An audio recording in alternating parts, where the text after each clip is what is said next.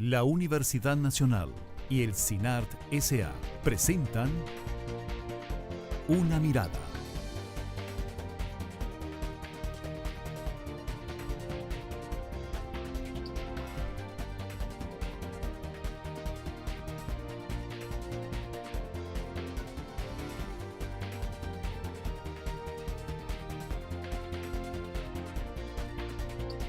Una Mirada.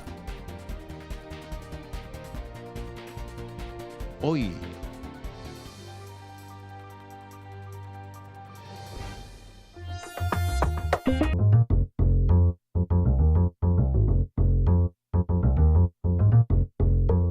Bueno, a mí me gusta pensar en la educación para la convivencia en términos, digamos que muy sencillos, y yo lo diría así.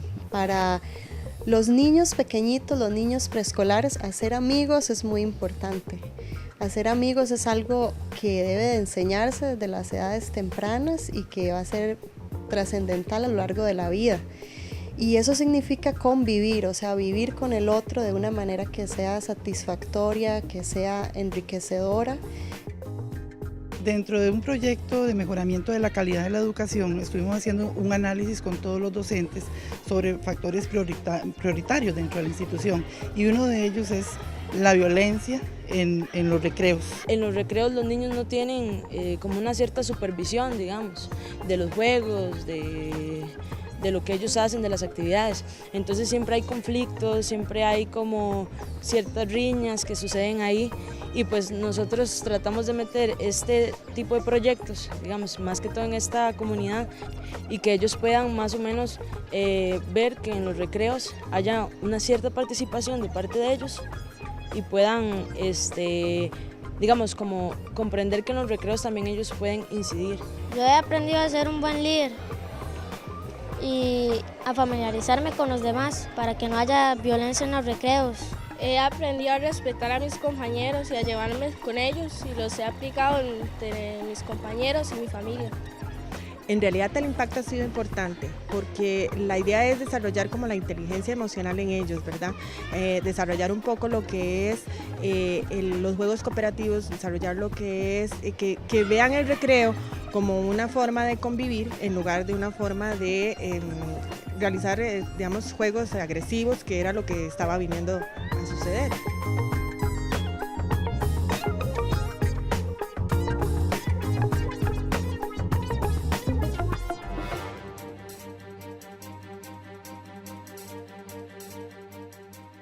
Hola, ¿qué tal? Bienvenidos a una edición más de Una Mirada, el programa de la Universidad Nacional y el CINART S.A. Mi nombre es Maribel Quiroz Jara y en esta oportunidad vamos a darle una mirada al tema de la educación para la convivencia, algo muy importante en este siglo XXI, en el que por uno u otro motivo que hablaremos más adelante, hemos tomado conciencia sobre la importancia de promover ciertos valores y ciertas normas de convivencia desde la primera infancia, y en esto pues la educación, el sistema educativo, escuelas, pero también las familias, las comunidades, pues tienen un rol muy importante. Para hablar de este tema nos acompañan en esta oportunidad la señora Iliana González Cedeño, quien es la decana del Centro de Investigación y Docencia en Educación, CIDE, de la Universidad Nacional. Gracias por estar una vez más en Una Mirada. Muchas gracias, Maribel. Un saludo a todos y todas las televidentes de parte del Centro de Investigación y Docencia en Educación, CIDE. Para nosotros esta semana ha sido una semana de fiesta porque hemos estado celebrando el centenario de la firma de la creación de la Escuela Normal. Sí. Y de esa escuela somos herederos de toda esa parte humanística y de esa mística, por lo tanto, que ha calado en nuestros corazones y en nuestras almas para seguir propiciando esa misión histórica, esa misión de universidad necesaria, fundamentada en un pilar básico que es el humanismo y la ética del cuidado, que concuerda muy bien con la temática que vamos a hablar sobre la convivencia. Así es que darles las gracias nuevamente por la invitación y la preocupación también por abordar este tema de tanta relevancia y pertinencia, dado que la convivencia es parte esencial de nuestras interrelaciones. Somos parte de una trinidad humana, individuo, especie y sociedad. Así es que me parece relevante. Muchísimas gracias. No, gracias a ustedes porque siempre el CIDES ha sido colaborador de Una Mirada con este y otros temas. También nos acompaña en esta oportunidad Rodolfo Vicente Salazar, también ha sido colaborador de Una Mirada, quien es el director del Instituto de Estudios Interdisciplinarios en Niñez y Adolescencia, INEINA, de la Universidad Nacional. Gracias, don Vicente, por estar con nosotros. Muchas gracias, Maribel. Muchas gracias por invitarnos y seguir intentando dejar las dudas en la sociedad de las cosas que tenemos, la responsabilidad de cumplir y de indicar y de aconsejar y de compartir, y agradecido con las personas que nos acompañan en esta mesa. También nos acompaña en esta oportunidad Isabel Román Vega, quien es la coordinadora del Estado de la Educación del Consejo Nacional de Rectores. Gracias, Isabel, por estar con nosotros. Gracias, Maribel, muchas gracias por invitarnos. Para nosotros, importantísimo un tema como este en un país que necesita avanzar en la discusión sobre la calidad de la educación. Claro que sí. Y también está Jennifer León Mena, quien es investigadora también del Estado de la Educación del Consejo Nacional de Rectores. Gracias, Jennifer, por venir a Una Mirada. Gracias a usted por la invitación, muy complacida de estar acá para hablar de un tema que es sumamente importante y que afecta definitivamente la calidad del sistema educativo y las relaciones y los procesos de aprendizaje que se generan. Muchas gracias. Hablar de educación para la convivencia es fundamental. Yo creo que siempre ha sido importante. Lo que pasa es que más recientemente una escucha a la hora de hablar de educación que se toman en cuenta, ¿verdad?, otros componentes, como decía Ileana, del proceso educativo que también son importantes, que nos hacen un llamado al papel que todos y todas de alguna forma tenemos en los procesos educativos de niñas, niños, adolescentes y bueno, jóvenes, personas adultas, en fin. Es un proceso en el cual hay múltiples actores y múltiples cosas que tenemos que rescatar. En materia de educación para la convivencia, antes de iniciar con la discusión, quisiera compartir con ustedes y con el público que nos acompaña esta entrevista con la académica del Centro de Investigación y Docencia en Educación CIDE de la Universidad Nacional, Dora Hernández, para quien la clave de la sana convivencia es fomentar el valor de la amistad desde la temprana edad. Bueno, a mí me gusta pensar en la educación para la convivencia en términos, digamos que muy sencillos, y yo lo diría así, para los niños pequeñitos, los niños preescolares, que es la población con la que nosotros trabajamos, hacer amigos es muy importante. Hacer amigos es algo que debe de enseñarse desde las edades tempranas y que va a ser trascendental a lo largo de la vida.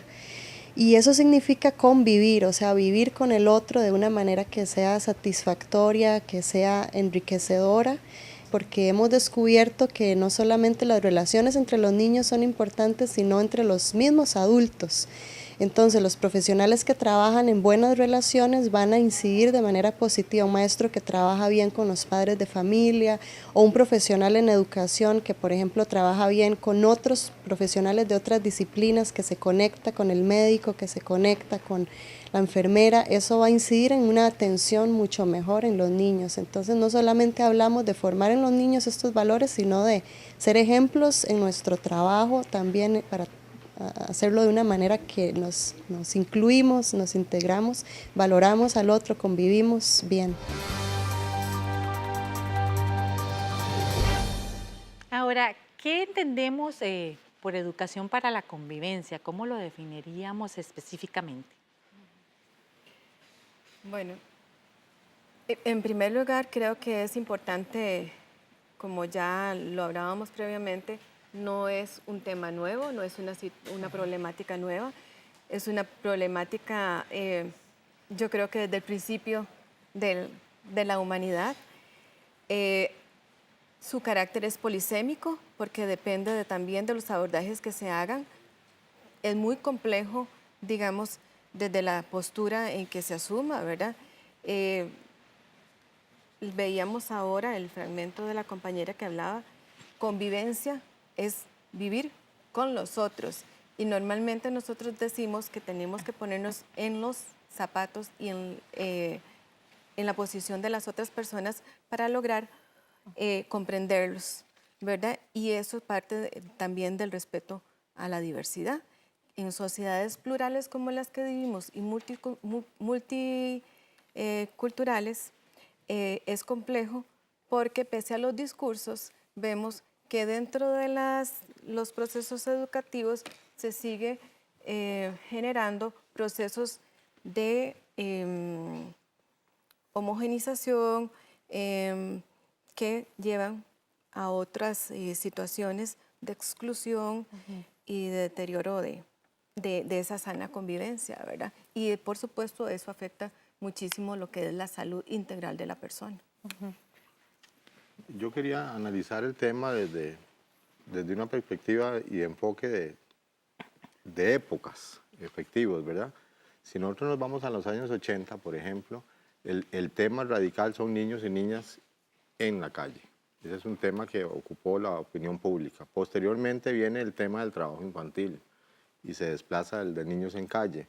Posteriormente, ya por ahí de los 90, viene todo el tema de explotación sexual comercial y no comercial como un tema único. Pasamos luego al tema de niños y niñas no acompañados en el tema de los inmigrantes, ¿verdad? Y ahora estamos en el tema de educación para la convivencia por el temor al bullying. Entonces ahí hay una trascendencia de un enfoque de problema, pero no un enfoque de las causas que causa eso y seguimos sin atender la familia. Pero cuando se pide una definición de educación para la convivencia, yo quisiera entrar al tema de la paz, que es el tema que tiene que ver con la convivencia. ¿Y qué es el tema de la paz desde la Convención sobre los Derechos del Niño y la Niña? Efectivamente, que no se repita lo ocurrido en todas las generaciones pasadas. Es decir, que no haya una guerra entre el mundo adulto y el mundo infantil y adolescente, ¿verdad? Sino que el adulto vea al niño no como un enemigo ni un inferior, al cual hay que combatir y ganar, sino como una persona a la cual se debe acoger, con quien se debe compartir, con quien se debe aprender y con quien se debe dialogar, sin maltratar. Pero no vamos a negar que es un proceso continuo que nunca puede darse por logrado plenamente y que hay que seguir trabajando por la paz. Dejando de hablar de violencia, comencemos a hablar más de la paz y no solo asumir los temas que nos marcan pesadilla y que nos echan alcohol en la herida, sino ver cómo hacemos curaciones de verdad. En efecto, como usted menciona, este enfoque hacia la educación a la convivencia pues responde a una serie de situaciones, necesidades y demás que hemos determinado en el país. Algunas de ellas han sido evidenciadas por la INEINA, el CIDE, la Universidad Nacional, pero también el Estado de la Educación ha hecho un llamado en esta materia en el país. Jennifer, ¿usted quería hacer un comentario sobre eso? Sí, tal vez en este sentido de lo que es educación para la convivencia, ¿verdad? Tal vez entender que se trata un poco de equilibrar la ecuación, ¿verdad? Que tenemos una educación orientada hacia la parte académica, educación hacia el trabajo, ¿verdad? Y nos falta todavía equilibrar la otra parte, que es una educación basada en relaciones humanas basadas en respeto, ¿verdad? Y esto justifica, si bien no poner los ojos sobre el problema que es la violencia, sino desviarlos un poco hacia el tema de la convivencia, ¿verdad? Un enfoque mucho más positivo. Se trata también de, bueno, esto justifica entender el problema, ¿verdad? Necesitamos entender el problema de violencia, por ejemplo, en los centros educativos para dimensionar hasta dónde está llegando y entender finalmente dónde están esos márgenes de acción en los que podemos incidir finalmente. Isabel. Cuando hemos hablado sobre calidad de los ambientes de aprendizaje en el estado de la educación, hemos llamado la atención sobre distintos elementos. Uno es el tema de la infraestructura, ¿verdad? Que es un elemento fundamental que condiciona dónde ocurre el proceso de aprendizaje y qué condiciones tienen los chicos y los docentes para desarrollar el proceso de aprendizaje. También hemos hablado sobre el tema de la gestión y de la organización del centro educativo como un elemento también fundamental. Y en tercer lugar, pero no por eso el último, está el tema de las relaciones sociales que se construyen en el centro educativo. Y el tema de las relaciones sociales es muy importante porque estamos aquí apostando a una educación donde se construyan relaciones sociales adecuadas.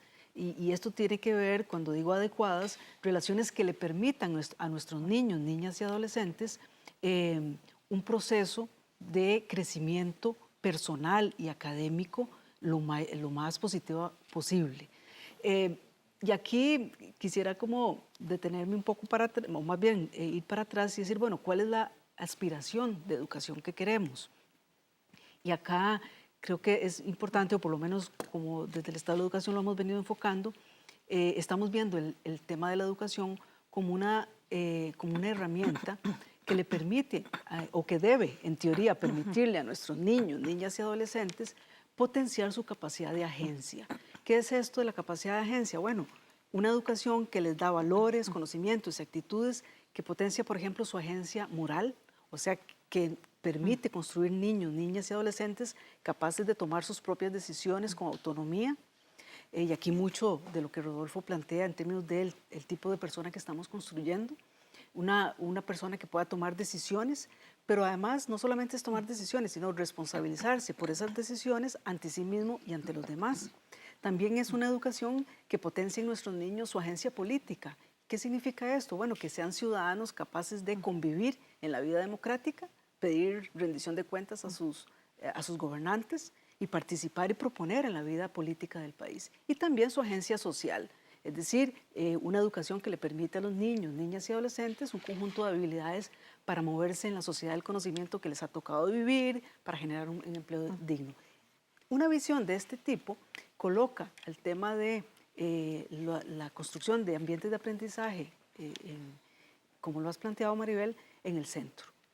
¿Por qué? Bueno, porque estamos aquí al final discutiendo sobre el tipo de relaciones sociales que es o no capaz el sistema educativo costarricense de construir en los centros educativos para promover ese ser humano que queremos al final del proceso educativo. Ahora, antes de darle la palabra, quisiera retomar un punto más ahí. Hay una preocupación en términos generales en la población, en algunos casos más fuerte que en otras, sobre los índices de violencia que se puedan estar viviendo en los centros educativos. ¿Es más un asunto de percepción o es una realidad? Que tal vez el tema de la violencia o la no aceptación de las diferencias pueda estarse de verdad tomando algunos niveles a los que les debamos prestar atención. Yo creo que es una realidad con muchos mitos. Una realidad con muchos mitos. Y digo que es una realidad porque ciertamente son pocos los estudios que han venido documentando el tema de la violencia en el país con datos duros que realmente nos permitan hacer generalizaciones.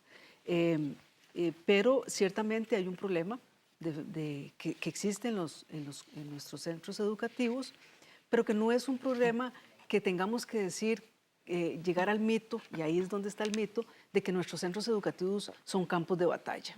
Eso es un mito.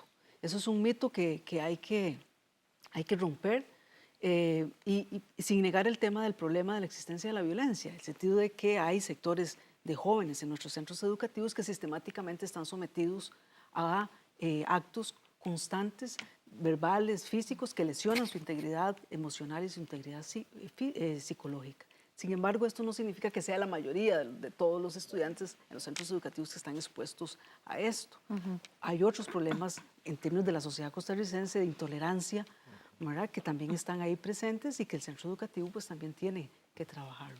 Sí, no, te preguntaba porque en efecto durante varios años se ha hablado de una escalada de violencia en el país y demás, que con las mismas mediciones también del Estado de la Nación y otros estudios que han hecho las universidades han revelado que es más un asunto de percepción por la cantidad de noticias violentas que hay en los medios de comunicación. En el caso de los centros educativos también ese bombardeo, ¿verdad?, de videos de chicos y chicas peleándose o noticias sobre agresiones en centros educativos que le dan la vuelta una y otra vez en las noticias o en redes sociales, no sé hasta dónde podría estar incidiendo en lo mismo, ¿verdad?, en que se cree una percepción, como usted decía, de que nuestros centros educativos son un campo de batalla. A mí me parece también importante anotar que efectivamente cuando hay problemas con niños, niñas y adolescentes, la prensa es mucho más profusa a dar noticias permanentes, ¿verdad? Si hacemos un contraste entre el mundo adulto y el mundo infantil y adolescente, vamos a ver que la carga que se le da es muy alta. Pero además creo que el tema de la convivencia es un tema que hay que conquistar continuamente, ¿verdad? Son procesos que se inician y procesos que no deben terminar y que se debe hacer. Pero en el caso del tema de la educación, que para mí es fundamental, es porque yo tengo clarísimo que la participación infantil privada es en la familia, la participación pública es en la escuela, pero la escuela tiene que ser una escuela diferente, ¿verdad? Porque efectivamente la generación actual, ¿verdad?, nos pide que los adultos tengamos argumentos. O sea, no les podemos pedir argumentos a los niños, a las niñas y adolescentes si los adultos somos incapaces de dar argumentos y seguimos con la conducta de sí porque sí y no porque no. Y el sistema argumentativo, que es el que les va a dar autonomía, tiene que nacer desde los profesores que están a cargo de los niños y desde las familias que les tienen que dar argumentos a sus hijos para que haya una convivencia real. Sí, hay varios elementos que debemos tomar en cuenta a la hora de construir esta educación para la convivencia, pero vamos a ir a una pausa, los vamos a retomar al regresar, no se vaya y quédese con Una Mirada.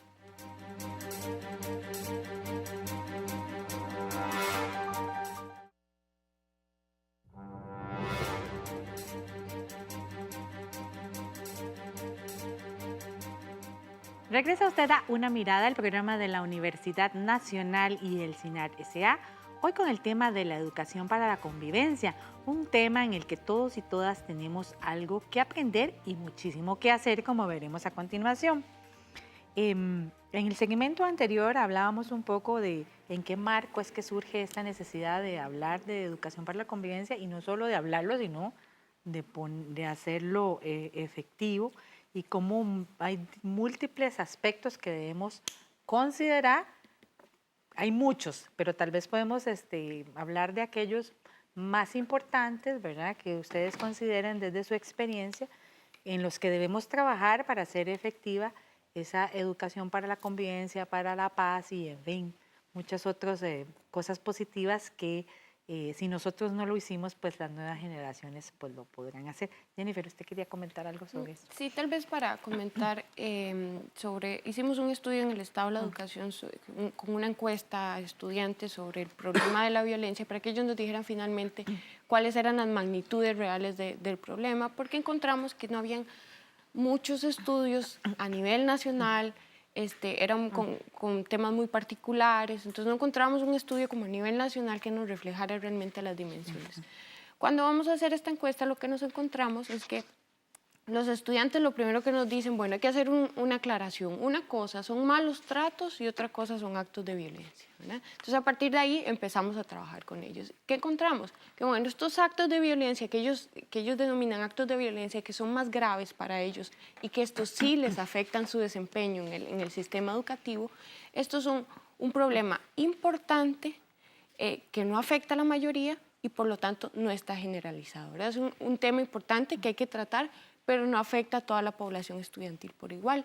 Entonces, lo que encontramos es que hay grados de exposición a la violencia diferentes. Entonces, hicimos una segmentación básica, hicimos 3 grupos de estudiantes, ¿verdad? El grupo de los estudiantes sin contacto con la violencia, que son la mayoría.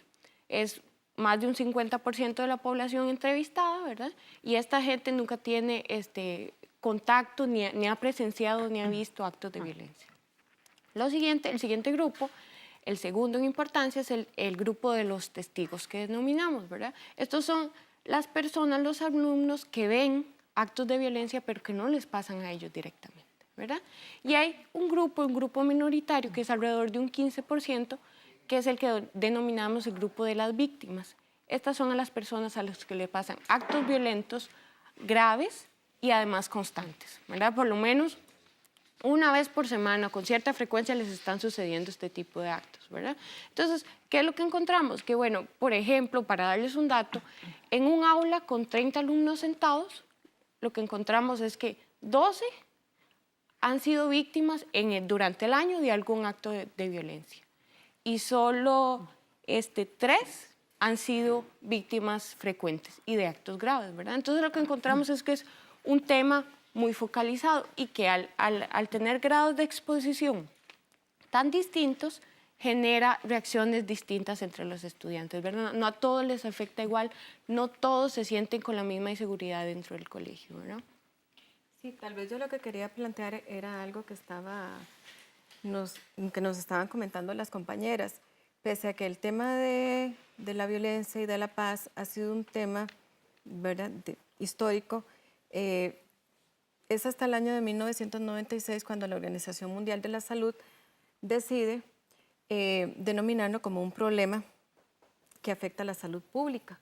Y los estudios en otros contextos y en nuestro país siguen siendo incipientes, ¿verdad?, como ustedes bien lo planteaban. Eso hace todavía que nosotros, de verdad, que sea muy importante esta reflexión, porque ponemos en el tapete de discusión una temática que es de relevancia, porque estamos hablando de convivencia, por lo tanto estamos hablando de vida. Y si la educación prepara para la vida, entonces tendríamos que ver que entonces la situación de la violencia, de la convivencia, de la paz, de lo que estamos hablando hoy, no puede verse de manera fragmentada, sino que tenemos que ver las diferentes aristas que en ellas, digamos, concuerdan. Claro. Procesos históricos, políticos, económicos, de diferente naturaleza, pero donde intervienen básicamente la familia, digamos, la comunidad, la escuela y la sociedad, ¿verdad? Y que si lo analizamos cada uno por aparte, pues sería una discusión claro, de días. Pero existe una violencia estructural que relaciones de poder y control que se manejan desde los diferentes ámbitos de acción de la educación y de otros entes de formación, formales y no formales, y una violencia simbólica que es la que visualizamos en forma cotidiana todos los días. El asunto es que se invisibiliza porque lo que es violento se convierte en algo que pareciera como normal o como que ya se legitima como algo Exacto. Que es parte sí. de la Y en esto ahora con el tema de las redes sociales uno lo ve mucho, ¿verdad? La gente más joven denomina los memes, a la gente hasta le hacen gracia y a veces algunos rayan en intolerancia o incluso, ¿verdad?, legitimación de ciertas formas de violencia, sobre todo en el uso de imágenes o lenguajes violentos, que se vuelven tan cotidianos que ya la gente no los detalla, ¿verdad? O hasta le parecen graciosos. Claro, y Maribel, y es que la violencia, digamos, ya la compañera decía, hay diferentes, digamos, formas de clasificar la violencia. Tenemos la violencia que, digamos, de alguna forma la vivimos y la respiramos todos los días en diferentes contextos.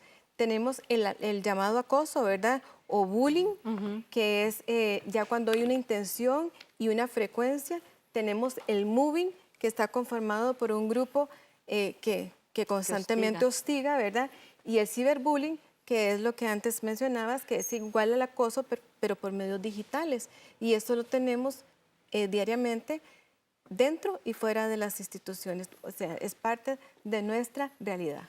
Sí, en el abordaje de este tema, Una Mirada conversó con los representantes del proyecto Abordaje de la Diversidad del CIDE de la Universidad Nacional, que está a cargo de la académica Marion Belder-Bus. Este proyecto fomenta la tolerancia y la aceptación de las diferencias en los futuros docentes para que ellos tengan las herramientas idóneas para educar a niños y niñas en la convivencia pacífica.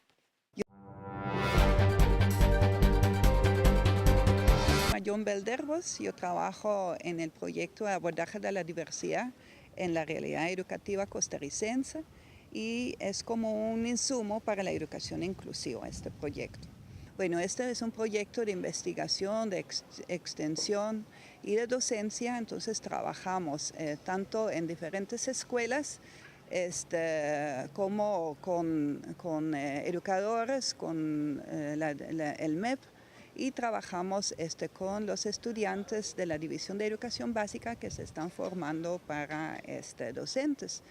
Y lo que trabajamos más que todo es una reflexión sobre el abordaje de la diversidad que hacemos en los procesos educativos. Y el abordaje de la diversidad es mucho el abordaje de la diferencia. Y porque la inclusión, digamos, es como nuestra utopía, que lo que creemos es una educación que educa para una convivencia pacífica, una convivencia fraternal, una convivencia donde todas las personas pueden ser libres, ¿verdad? Entonces lo que buscamos es que los estudiantes en sus prácticas, les llevamos a prácticas en la comunidad, pueden mirar la realidad desde mirada más compleja, más sociocrítica, pero también propositiva, que también pueden ellos cambiar a raíz de la reflexión su abordaje a la diferencia, porque ya todos hablamos mucho de que todos somos iguales, que todos somos diferentes, pero muchas veces esto se utiliza casi como para no reconocer la diversidad y para no reconocernos en la diversidad. Solo reconocemos el otro que es diferente y, por ejemplo, cuando el otro tiene alguna discapacidad o cuando el otro está en una situación marginalizada o cuando el otro, entonces vemos el otro como diferente, pero no vemos que nosotros igual somos diferentes. Entonces la igualdad a veces y muchas veces todavía en la educación más bien se utiliza como algo como de uniformidad. Y más bien para no hablar de diversidad y para no reconocer cada una de las diversidades y reconocer la desigualdad que hemos creado a raíz de esa diversidad. Ser esta educación para la convivencia. No podemos hablar de todas, pero tal vez podemos abordar las más importantes. Me gustaría retomar, don Rodolfo, el que usted mencionó, el tema de la familia. Porque si bien al hablar de educación para la convivencia mucha gente puede creer que es solo un asunto de centros educativos, en definitiva la familia y la comunidad tienen mucho que aportar en esta materia. Sí, a mí me parece importante el video que acabamos de ver de Marjón, ¿verdad? Porque creo que una de las causas fundamentales es tener claro la igualdad con justicia, ¿verdad? Y que con ese proceso que hacemos discriminaciones positivas. Y también las causas de la violencia en los muchachos, porque la extrema pobreza causa violencia, el descuido en familias de alto rango también causa violencia. O sea, es una cosa que nos come, pero efectivamente yo sí sigo pensando desde el instituto que esto es un proceso de humanización. O sea, hay que humanizar las cosas, no podemos pensar que vamos a terminar con la violencia a partir de exigencias, porque estamos cayendo en violencia. Claro. Efectivamente, no sirve reprimir, ¿verdad? Porque cuando reprimimos, sobre todo a los y las adolescentes, lo que estamos logrando es una paz impuesta que no sirve, ¿verdad? Y eso es a lo que estamos acostumbrados, a una doble moral en eso, una paz utilitaria y una paz provisoria. Sino que lo que tendríamos es tender a una paz amada, libre, en la que nosotros creamos para poder convivir. Y entonces yo no le podría dejar toda la responsabilidad a la escuela, porque la escuela es una parte adicional, ¿verdad? Claro. Pero los principales responsables de la formación de niños y niñas son sus familias o los adultos responsables que los tienen a cargo, con un acompañamiento del Estado a través de las escuelas. Pero ahí entran las escuelas como el Estado como garante de esas garantías para que puedan lograrse una convivencia pacífica. Por eso yo digo que si no se dan argumentos, si nada más están los educadores pendientes de la formación de los muchachos, ¿a dónde dejamos la formación de las familias? Y lo he dicho en varios programas, ¿verdad? Aquí hay instituciones para todo, pero no hay instituciones para la familia. Nadie forma familia. El PANI se dedicó a los niños, el otro a las mujeres, el otro poquitos a los varones, el IMAS a pobreza, son temáticas, pero educación a la familia no se da. Y si no educamos familia, entonces ¿cómo logramos que logremos una convivencia pacífica? Porque imagínese usted, los casos claros de nosotros cuando trabajamos en diferentes partes del territorio nacional, donde un niño después de la escuela llega a un hogar desarmado, drogadicción, alcoholismo, abandono, maltrato, abuso. O sea, ¿y quiénes acompañamos a esa familia para un proceso equilibrado? ¿Verdad? Porque entonces nos estamos metiendo la idea o la varita mágica que la escuela lo va a resolver todo. Y no es posible, ¿verdad? Porque el primer derecho del niño es la educación en el hogar. Y eso no le hemos dado tanta importancia, es un poco. Y sigo insistiendo, hay temas que se ponen de moda y el tronco común es la familia, es el fortalecimiento a la familia, ¿verdad? Con una necesidad real de las instituciones todas trabajando para apoyar familias y no para atacar familias, ¿verdad? Y no atacar escuelas, es diferente, es una reacción de una paz general. Sí, tal vez aquí yo sí voy a discrepar un poco con Rodolfo, en el sentido de que ciertamente la escuela no lo tiene que resolver todo, pero el centro educativo tiene que hacer la diferencia. Y eso es un elemento que me parece importante, porque si nuestros niños salen de ambientes violentos en sus familias y llegan al centro educativo y ahí se reproducen ambientes violentos igualmente, y el centro educativo no introduce una diferencia, los niños y los jóvenes no se van a percatar de que hay un mundo distinto. Y respondiendo un poco a la pregunta que planteabas, Maribel, de qué hacer, hay muchas cosas que hay que hacer, desde realmente cambiar y hacer cambios sustantivos en los ambientes de aprendizaje de nuestros centros educativos. Tenemos serios problemas de infraestructura, tenemos centros educativos con serios problemas de espacios para la recreación, ¿verdad? Y si queremos acciones concretas para abordar este tema, bueno, el tema de la infraestructura es un tema importante. El tema del desarrollo de otras actividades extracurriculares más allá de lo académico para fomentar otro tipo de actividades en nuestros jóvenes que les permita una recreación que no tienen en sus casas, en términos artísticos, etc. También tenemos una cuota muy importante en el tema de los docentes, del manejo de los docentes. Uno de los aspectos que a nosotros más nos sorprendió desde este estudio sobre violencia que se hizo en el Estado de la Educación es que uno de los lugares donde más ocurre la violencia es en el aula, ¿verdad? Generalmente estamos diciendo, bueno, es que es en el gimnasio, es en los pasillos, es afuera del colegio, es camino al colegio. No, es en el aula donde ocurren muchos de estos actos de violencia entre compañeros y entre los alumnos y los docentes. Y ahí hay un tema importante. Y otro aspecto que me parece que es fundamental es la gestión del centro educativo. Y aquí hay un punto medular. Una de las cosas que decía ahora Jennifer es que encontrábamos distintos grupos expuestos a la violencia. Bueno, ¿qué sugiere esto? Que tenemos que desarrollar estrategias de atención diferenciadas por esos grupos. Aquellos que no han tenido contacto con la violencia, bueno, ahí hay una estrategia de atención diferenciada a estos. A los que han sido víctimas, por supuesto que hay que hacerles una atención diferenciada. El punto aquí es decir, si no estamos haciendo esas estrategias de atención diferenciada, si estamos trabajando a todo mundo homogéneamente y todo mundo metido en un mismo saco, obviamente no vamos a poder avanzar en un problema que puede ser focalizado, pero que lo estamos tratando de manera generalizada. Y aquí el punto importante es, tal vez nada más para terminar, la pregunta es, ¿quién impone el clima educativo en el colegio? ¿Son los violentos o son los no violentos? Y esa es una responsabilidad de los docentes y del director del centro educativo. Claro, y una escuela que ha trabajado por hacer la diferencia es la Escuela de los Pinos en Alajuelita, que puso en práctica un proyecto piloto para mejorar la convivencia de los estudiantes en los recreos, que es también donde jugamos mucho, pero también nos peleábamos mucho. Desarrollaron talleres de liderazgo entre los alumnos y las alumnas y los resultados han sido muy positivos a la fecha.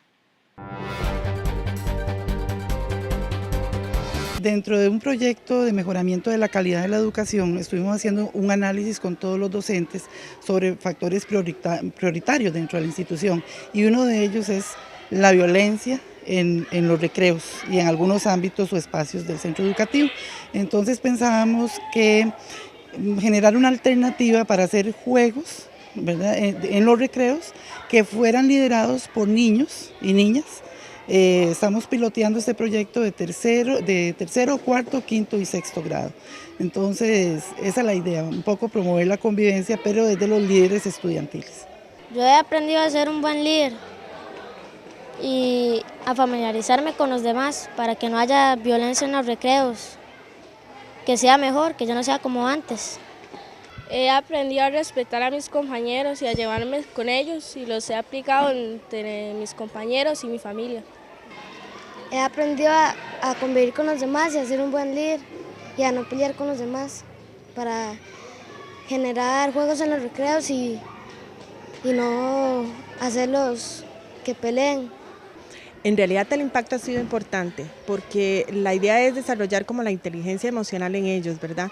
Desarrollar un poco lo que es los juegos cooperativos, desarrollar lo que es que vean el recreo como una forma de convivir en lugar de una forma de realizar, digamos, juegos agresivos, que era lo que estaba viniendo a suceder. Entonces, cuando salen, por ejemplo, un grupo de chicos a jugar ping-pong, los otros chicos se interesan, ¿verdad? Y tal vez en lugar de estar jugando algo que podía ser peligroso hasta para ellos, qué sé yo, subirse en alguna parte o hacer algo que es inadecuado, entonces a ellos les llama muchísimo la atención y se ha generado como una especie de ola, ¿verdad? Como un dominó en los demás chicos. Entonces ha sido un impacto realmente importante para todo el centro educativo, porque además hasta los mismos docentes ya empiezan a observar la diferencia en los juegos en el recreo. Una idea de cómo se puede hacer una excelente gestión del cambio. Bueno, yo he puesto en la idea que planteaba Isabel con respecto a que la educación es una plataforma importante y tiene la capacidad de hacer transformaciones para el trabajo, para vivir en esa convivencia y en espacios de ambiente saludables. Lo que sí yo me planteaba es que cuando hablaste, Isabel, del centro educativo que hace la diferencia, el centro educativo está conformado por personas y somos las personas quienes hemos asumido patrones de crianza desde pequeños, quienes hacemos o reproducimos una serie de estereotipos que van en contra de una cultura de paz. Entonces, también yo creo que no podemos decir que solo el centro educativo, porque el centro educativo está conformado por personas y cada uno de nosotros en los diferentes ámbitos que nos desenvolvamos somos corresponsables de estos procesos de formación. Y aquí también ella puntúa la formación de los formadores, ¿verdad? Y a los líderes o a los gestores en los diferentes centros. Yo creo que, desde luego, decía, apuesto a la capacidad de la educación, pero creo que, como lo decía don Rodolfo, es un aspecto mucho más complejo que compete también la formación de la familia y la de la comunidad. Sí, es que hay múltiples actores involucrados en este tema de la educación para la convivencia. De eso vamos a seguir hablando en el siguiente bloque. Ya regresamos.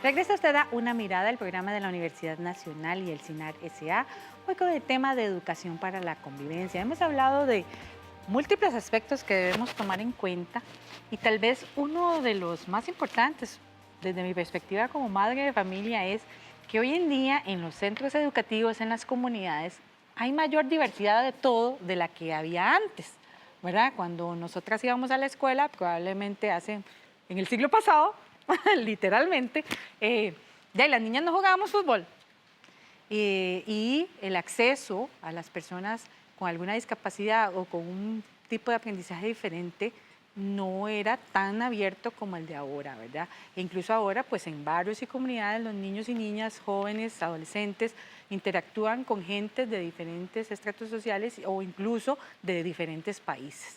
Entonces hay un mayor contacto con la diversidad hoy más que nunca y es mucho más importante, ¿verdad?, que haya un respeto, una convivencia pacífica que no necesariamente fue la tónica en los modelos educativos anteriores. Un ejemplo, antes de hablar de esto, quisiera poner como ejemplo el caso de Sara Guzmán, quien trabaja en el proyecto Fútbol por la Vida. Esta organización no gubernamental promociona la convivencia entre niños, niñas y jóvenes en exclusión social por medio del fútbol. Bueno, por primera instancia se llama promotores de convivencia.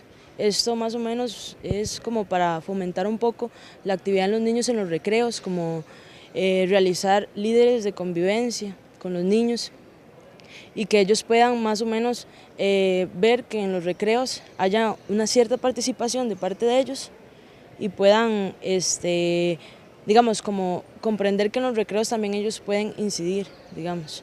Entonces, que ellos a través del recreo puedan ser un cierto de apoyo, digamos, algunas veces pues bien es cierto que en los recreos los niños no tienen como una cierta supervisión, digamos, de los juegos, de lo que ellos hacen, de las actividades. Entonces siempre hay conflictos, siempre hay como ciertas riñas que suceden ahí y pues nosotros tratamos de meter este tipo de proyectos, digamos, más que todo en esta comunidad, en La Corina, en lo que es esta Escuela Los Pinos, y pues ha dado ciertos resultados de que los niños pues han tratado de tener pues otras ciertas iniciativas, digamos.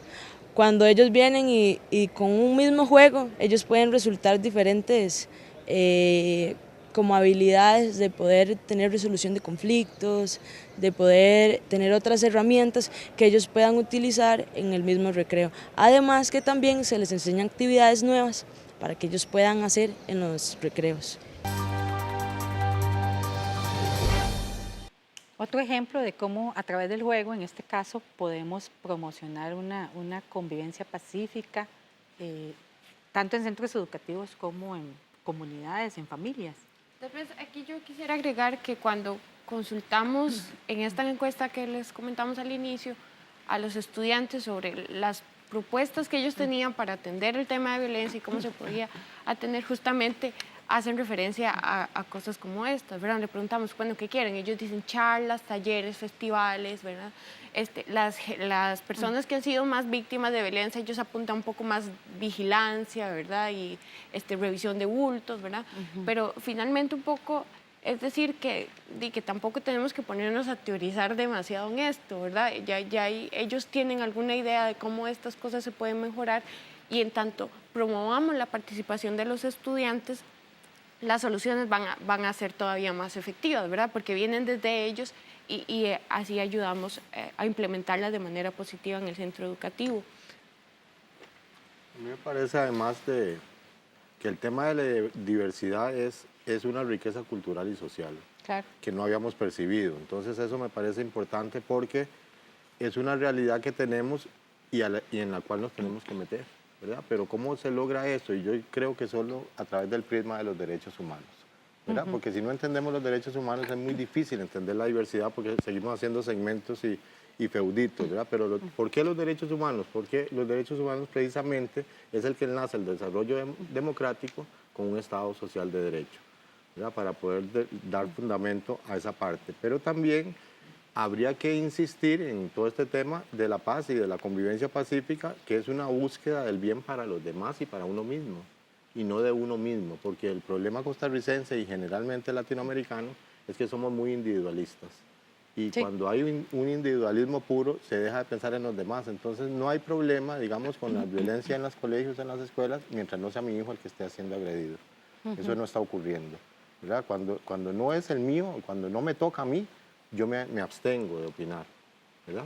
Y cuando se hace el tema, que nosotros lo hemos tenido muy a menudo, el tema de talleres, el tema de conferencias, el tema de encuentros, de ahí no van los que tienen que ir, ¿verdad? Entonces es otro lío social que tenemos, porque ir me compromete y no quiero comprometerme, ¿verdad? Y entonces, pero sí me parece muy importante lo que dice la compañera, porque somos de ese criterio y además vamos a pelear por ese criterio, que las soluciones tienen que venir de los niños, niñas y adolescentes. O sea, ya dejemos de imponer desde el mundo adulto las soluciones que nosotros consideramos pertinentes porque no calza. Vea que satanizamos toda la parte tecnológica y no es justo. Es una generación que nació en la tecnología, entonces aprendamos a utilizarla adecuadamente y no la satanicemos, ¿verdad? Porque entonces ahora todo el problema es Facebook, no es cierto. El problema es el manejo de Facebook, que es diferente, ¿verdad? Pero todo lo vamos haciendo en cositas que vamos diciendo, esto es lo que nos sirve, pero es para autodefendernos en la responsabilidad que tenemos de irnos amparando a nuevas metodologías, ¿verdad? A que la escuela cambie, o sea, no podemos tener una escuela de hace 25 años exactamente igual. Sí. No puede ser con una generación totalmente diferente y tenemos que hacer cambios conductuales, cambios en los programas, cambios en el Estado, cambios en los muchachos, porque ellos tienen soluciones mucho más fáciles que las que nosotros planeamos tan exquisitamente y que al final nos sirven mucho. Ileana. Cuando hablamos de posibles alternativas para la solución de conflictos y de una verdadera convivencia, yo creo que no existen recetas, ¿verdad? Porque precisamente ya se hablaba de los procesos de diversidad y entonces creo que tenemos que visualizar un abordaje sistémico más que asistencial, que es lo que muchas veces se ha dado en las instituciones. Una cuestión de prevención, de acompañamiento, que ya se decía, a las familias, que permita también una empatía donde se comprenda que nosotros somos coherentes con lo que decimos, pero nuestros actuares también son coherentes. Exige un conocimiento personal, un conocimiento interpersonal de las otras personas, un conocimiento del contexto que antes decía, económico, geográfico, social, cultural, político, también un reconocimiento de la diversidad que ya antes se mencionaba en todas sus dimensiones, la parte cultural, la parte étnica, la parte religiosa, la preferencia sexual, Sí. el grupo etario, el nivel socioeconómico, el género y las diferentes capacidades. Entonces se trata de procesos de sensibilización y concienciación con respecto a que la paz no es ausencia de conflictos, sino es ir más allá y hacer una lectura que vivimos con patrones de crianza que se han ido instaurando en nuestras vidas, pero que el hogar, la comunidad y la escuela son lugares que nos permiten, si nos articulamos, ir movilizando esos patrones y hacer una ruptura paradigmática. Sí, yo pienso que, como lo planteaba Rodolfo, lo que estamos experimentando es una brecha creciente entre una generación del siglo XXI con un sistema educativo del siglo XIX. Sí. ¿Verdad? Y no estamos logrando salvar esa brecha.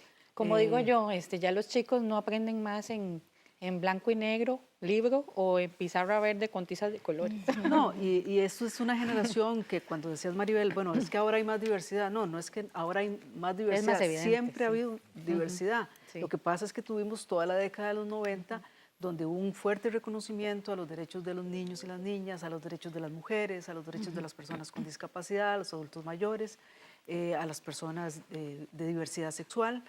Y muchos de esos cambios los niños los están viviendo, nacieron en esa época, como dijo bien Rodolfo, pero nuestros docentes siguen anclados en el siglo XX y el siglo XIX. Entonces ellos van en avión y nosotros vamos en carreta. Y mientras esa situación no sea resuelta y no... porque aquí la reflexión fundamental es que nosotros hoy por hoy tenemos que repensar los aprendizajes. No nos puede dar miedo que los niños propongan, no nos puede dar miedo a los docentes que los niños hagan preguntas y cuestionen a sus docentes, porque la realidad es que mucho de eso está ocurriendo. Los docentes temen que los niños hagan preguntas que no puedan responder. Nos molesta que estén utilizando el celular o el Facebook cuando nacen con eso, no sabemos qué hacer los docentes con esos instrumentos, entonces no es un problema de los niños y los adolescentes, es un problema de quienes están al frente de ellos que tenemos que resolver. Pero bueno, es un problema que hay que ir resolviendo con acompañamiento, con formación continua a los docentes. Y es una tarea de todos. Y en el que también, como decía Rodolfo, la familia, la comunidad tiene un papel muy importante, ¿verdad? Porque también nada logramos si todos estos avances se dan en el centro educativo, si también padres y madres seguimos criando a nuestros hijos del siglo XXI como nos criaban a nosotros en el XX, por lo menos a mí. ¿Verdad, Rodolfo? Así es. Yo quisiera decir así muy rápidamente para reconsiderar, ¿verdad? Que primero hay que tener argumentos, ¿verdad? Pasó la generación del sí porque sí, el no porque no. Y eso los docentes tienen que replicarlo. Ahí estoy totalmente de acuerdo. Los docentes tienen que tener argumentos y los papás tienen que tener argumentos, ¿verdad? Y además quiero decir que el individualismo nos hace humanamente pobres y culturalmente estériles. Tenemos que pensar en el bien común y tenemos que llevar este país adelante. Y este país adelante no le estamos enseñando a nuestros niños, niñas y adolescentes cómo hacerlo, pero después se los vamos a cobrar. Sí, con esa idea quisiera cerrar. Tenemos que trabajar por el bien común, todos y todas, no solo por lo que a mí me conviene, sino por lo que nos conviene a todas las personas para construir una mejor sociedad y ojalá pues nuestros niños y niñas realmente sigan haciendo la diferencia en todos los ámbitos. Muchas gracias a ustedes por acompañarnos y a ustedes por estar una vez más en Una Mirada. Les recuerdo que puede ubicar más información sobre este y otros programas en www.una.ac.cr y en nuestros perfiles de Facebook y YouTube. Muchas gracias por acompañarnos. Lo esperamos la próxima semana con más. Hasta pronto.